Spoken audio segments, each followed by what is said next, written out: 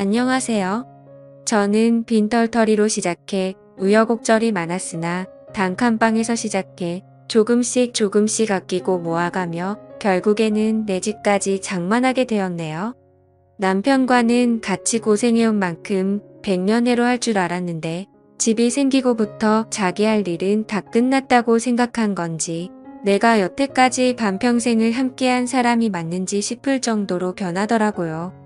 남편만큼은 아니지만 저도 필요할 때 나가서 돈도 벌어오고 했는데 이 집이고 뭐고 전부 자기 거라고 하면서 난리도 아니었어요.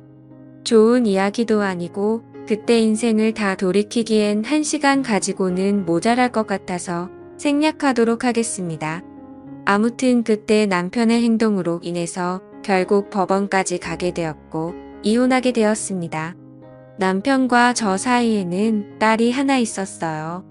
남들처럼 둘 낳아서 잘 살고 싶었지만 상황이 힘들다 보니 한 명도 버거워서 딸아이 하나에서 멈추게 되었습니다. 이혼은 어차피 딸아이가 대학까지 가고 나서 했으니 양육권 같은 부분에 있어서는 따로 상의할 것도 없었습니다. 딸아이 또한 지 아빠가 아니라 저를 택했고 그렇게 딸아이랑 저랑 둘이서 같이 살게 되었습니다. 딸이 비록 공부하는 조금 밤쌓고 지냈어도 운동신경도 좋고 누굴 닮았는지 얼굴도 예쁘고 해서 주변에 항상 남자가 끊이지 않았습니다. 대학교 들어가고부터는 자기가 누굴 만나고 있는지 남자친구라며 엄마인 저에게 전부 다 소개를 시켜줬지요. 딸아이가 남자 보는 눈이 형편이 없더라고요. 앞길 창창한 잘 배운 사람들은 애초에 관심도 없었던 것 같습니다. 저도 대학을 나오지 않았으니 대학이 인생의 전부라고 생각하지는 않아요. 대학교 나오지 않아도 열심히 잘 사는 사람들 많은데 딸이 연애한답시고 골라오는 남자들은 하나같이 왜 그 모양인지 싶더군요. 문신 같은 건 대체 어디서 하는지 그나마 남자친구라고 데려온 사람 중에 마음에 차는 사람들 몇 명은 그나마도 문신이 옷에 가려져서 있는지 없는지도 모르는 사람들이었습니다.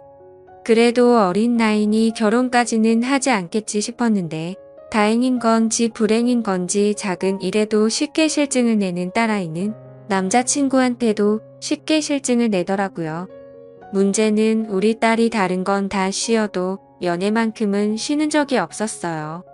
어제 남자친구라고 저한테 누굴 소개하면 다음날에 다른 남자가 또 남자친구라며 저한테 소개하는 적도 있었습니다. 모두 몇 명이었는지 물어보신다면 제 기억에 남는 사람들만 더해도 제 손과 발을 다 합쳐도 헤아릴 수 없을 정도로 많았습니다. 그런데 말했다시피 우리 딸이 만나는 남자들 수준이 대부분 그렇다 보니 솔직히 걱정이 더 되더라고요. 연애야 자유롭게 할 수 있지만 그래도 결혼만큼은 안정적인 직장을 가진 사람이랑 하거나 적어도 해코지만큼은 하지 않을 만한 사람을 만났으면 싶었거든요. 연애관이 쉽게 바뀌지는 않았는데 그래도 우리 딸이 어디서 본 건 있는지 연애랑 결혼은 따로 생각하고 있으니 걱정 말라고 했어요. 따로 취직도 안 하고 그러고 있는데 이번에는 남자친구가 아니라 결혼 상대를 소개시켜준다고 저를 불러내더라고요. 일도 안 하고 어디서 저런 사람을 물어왔는지 여태껏 소개받은 사람들하고는 전혀 다르게 멀쩡한 사람이었습니다. 정신머리도 똑바로 박혀있는 듯했고 직장도 제법 이름 있는 대기업을 다니고 있는 사람이었어요. 당연히 문신도 없었고 말입니다. 그동안 딸이 어떤 남자들만 골라서 만나왔는지 알고 있었기 때문에 결혼 상대라고 데려온 사위를 처음 봤을 때는 안도감도 들고 한편으로 너무 기쁘기까지 했습니다. 다만 문제가 있었으니 사위가 직장도 안정적이고 다 좋지만 따로 가족이 없는 사람이었어요. 스스로의 힘만으로 저렇게 성공했으니 높이 쳐줄 부분이 있는 건 인정하지만 결혼하기에 당장 직장 말고는 아무것도 없었답니다. 그나마 다행인 건 그동안 학자금 대출이며 이래저래 빚이 많았는데 그건 이미 다 갚고 없다는 사실이었지요. 대신 결혼을 하게 되면 당장 지낼 곳이 없다고 하는 거였어요. 그래서 결국 저희 집에서 처가 살이를 할 수 있게 배려를 해줬습니다. 사위가 힘들게 자라왔지만 예의가 참 바르더라고요. 사실 제가 집을 팔아서라도 살 곳을 마련해주는 방법도 있었겠지만 사위는 처가 살이하는데 실은 내색 따로 하지 않고 같이 사는 동안에도 저한테도 참 잘했어요. 자기한테 없던 부모나 마찬가지라며 그만큼 저에게 효도하겠다더군요. 이렇게 좋은 남자를 만날 줄 알면서 딸아이는 그동안 뭐하러 그런 놈들을 만나온 건지 싶었습니다.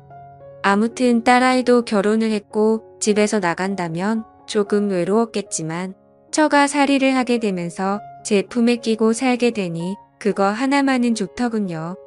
거기에 사위가 저한테 점수 따겠다고 집안일도 힘써야 하는 일들이나 설거지 같은 건 알아서 척척하기 때문에 저도 많이 편해졌습니다. 남편과는 그렇게 헤어지게 되었지만 그래도 지금 상황이 주변에 자랑하고 다닐 만한 정도라는 생각이 들었고 딸내외가 내 집에 들어와 살며 있는 동안은 정말 매일이 행복했습니다. 그 순간을 목격하기 전까지는 말이죠. 저도 동네에 아는 사람들 가게 나가서 소일거리 해주고 하면서 생활비도 벌고 있었습니다. 사위가 생활비 보탠다고 얼마씩 보내주긴 했지만 그래도 언젠가는 독립해서 나가야 할 텐데 무작정 준다고 고맙다고 받을 게 아니라 그 돈은 제가 따로 모아주고 싶었죠. 그래서 그렇게 소일거리 하면서 생활비 벌이하면서 지내고 있었습니다. 원래는 동네에 잘 아는 사람이 다니는 공장에 가서 하루같이 일을 하고 일당을 받아오는 예정이 있어서 아침 일찍부터 나갔어요. 그런데 공장까지 도착해서는 공장 설비에 문제가 생기는 바람에 일을 시작하지도 못하고 돌아오게 되었죠.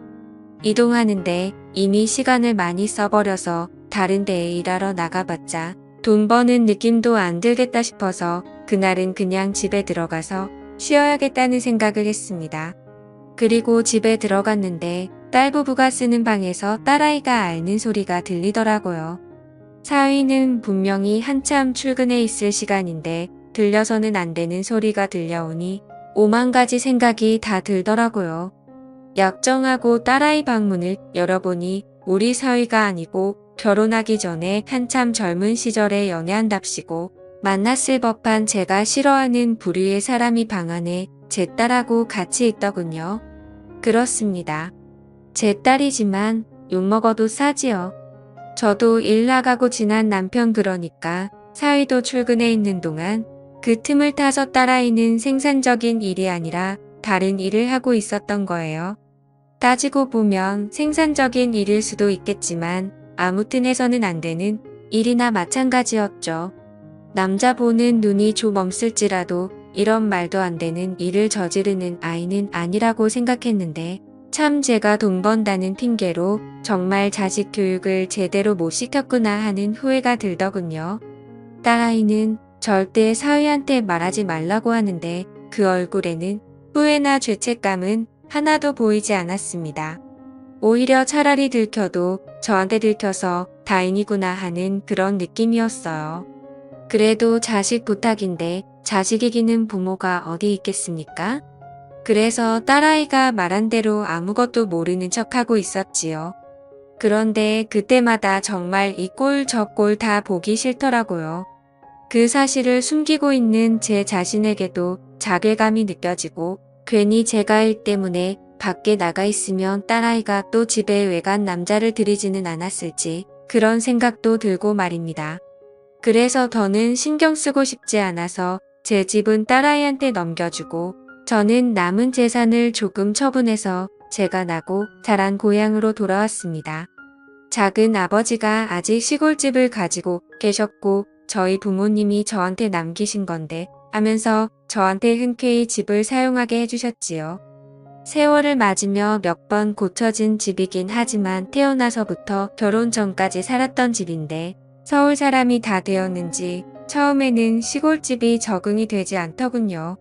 딸아이 아니어도 서울에 친구들도 많았고 할 게 많았는데 이곳은 참 할 게 없더라고요.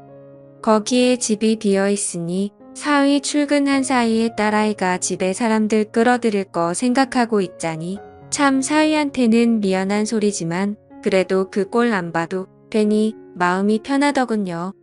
한편으로는 딸아이가 저한테 들켰음에도 불구하고 제가 이제는 아예 집을 나가버렸으니 오히려 맘 놓고 외간 남자들을 집에 들이지 않을까 하는 걱정도 들었고요.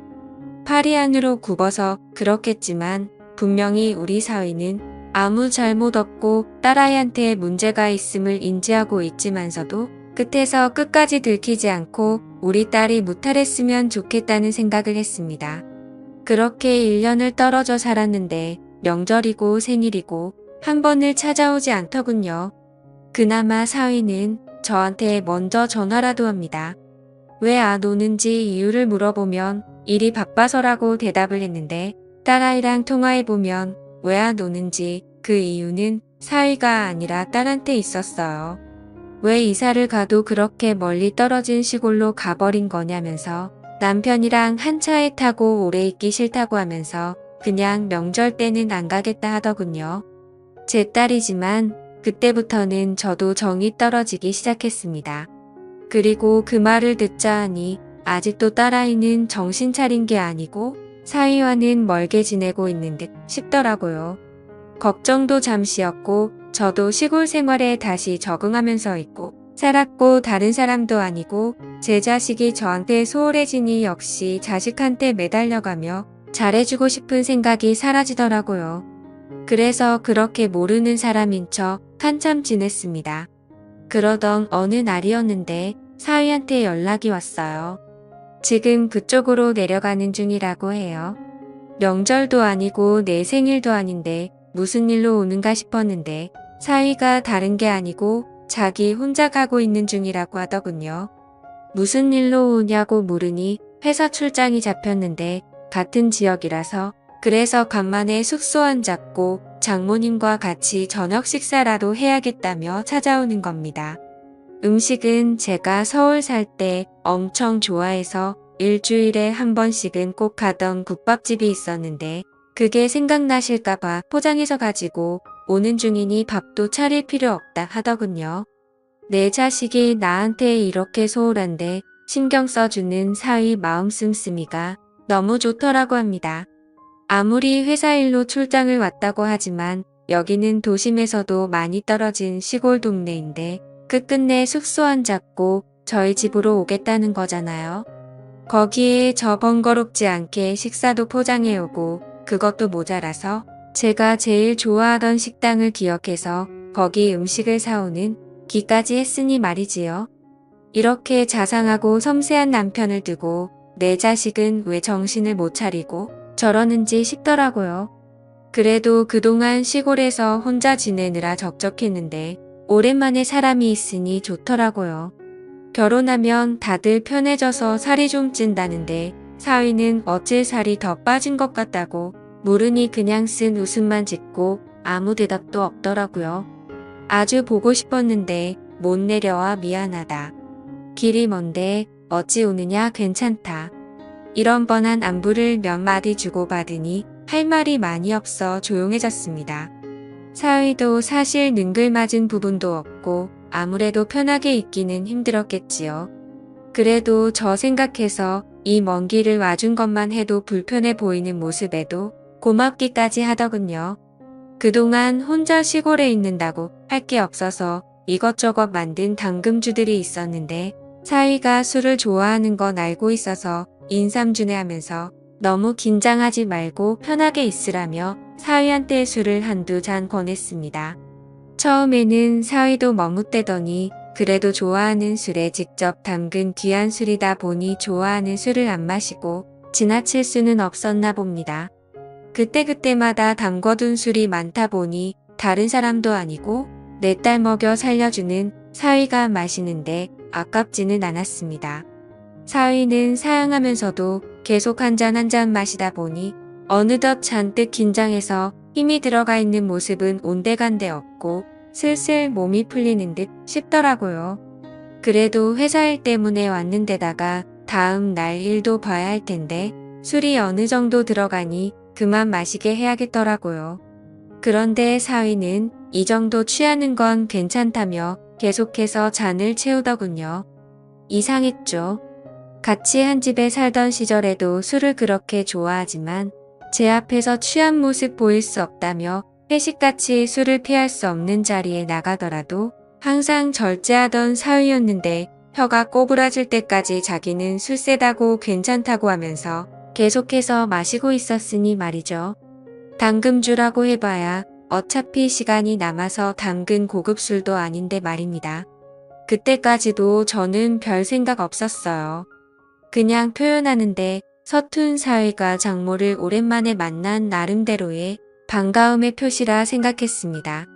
어차피 혼자 사는 집이다 보니 방이 남아서 저는 10시만 되면 졸린 이 사위가 잘 곳을 마련해 놓고 저는 먼저 자겠다 말하고 혼자서 잠자리에 들었습니다. 그리고 제가 잠에서 깨고 만 건 한참 깊은 잠에 들어 있어야 하는 새벽이었죠. 이불맛에서 느껴지는 인기척에 잠에서 깨고 저는 이내 소스라 치게 놀라고 말았습니다. 제 이불맛에 있던 건 제가 마련해준 방에서 자고 있어야 할 사위였습니다. 열려있는 문 쪽으로 거실을 보니 술병이 셀 수도 없이 나뒹굴고 있더군요. 술을 얼마나 마신 건지 가늠조차 되지 않았습니다. 혹시나 사위가 술에 너무 취해 제 정신을 못 챙기는 건가 싶더군요. 이러다 무슨 일이 생기는 건 아닌가 너무 긴장되었지만 그래도 여태껏 제가 봐온 사위를 믿기에 최대한 침착하게 행동했습니다. 최대한 사위의 기분을 상하지 않게 무슨 볼일이냐고 침착하게 물었는데 사위는 갑자기 제게 다가오더군요.